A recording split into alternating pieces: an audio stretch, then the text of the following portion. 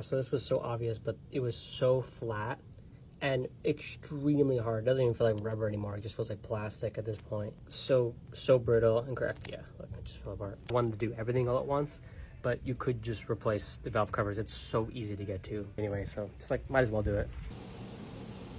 Okay, this is the final stage. I've absolutely taken everything apart.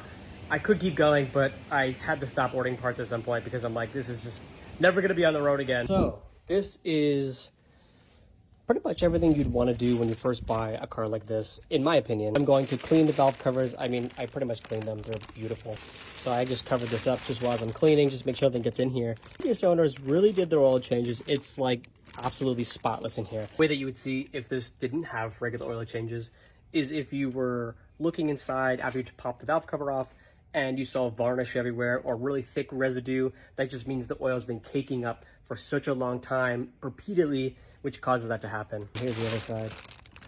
Yeah, absolutely perfect. So, new spark plugs, ignition coils, new valve covers, new fuel injectors, cleaning everything, walnut blasting, so carbon cleaning, replacing a few things back here, but just primarily checking all the coolant lines, make sure they're in good shape, refilling the cooling system, PCV system, which is actually this. It's a CNC aluminum piece that's solid and serviceable, as the other ones are plastic and not serviceable. I'm also going to service the high pressure fuel pumps, one on each bank, and there's an O-ring, and you can replace the lifters.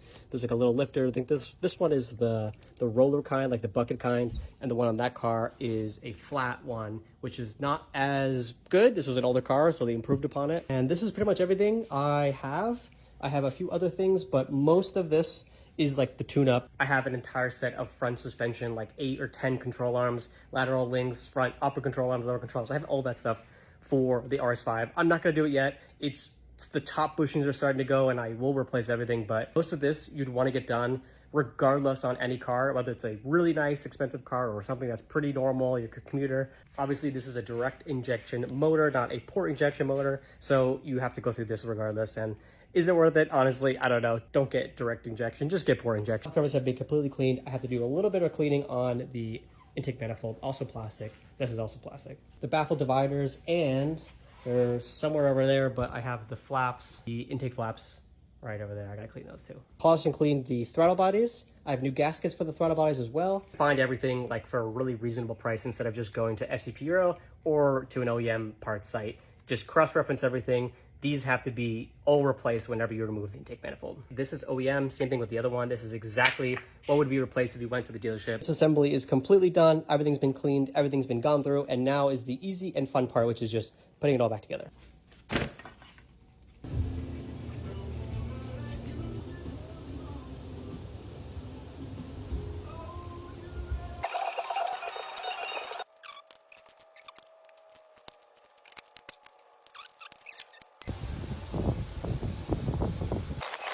Just clean the rest of the fuel injector ports, and then I blew out the cylinders. Lastly, I'm just going to borescope for the second time just to make sure everything is perfect, nothing else sitting in the cylinders, and then I'll put everything back together.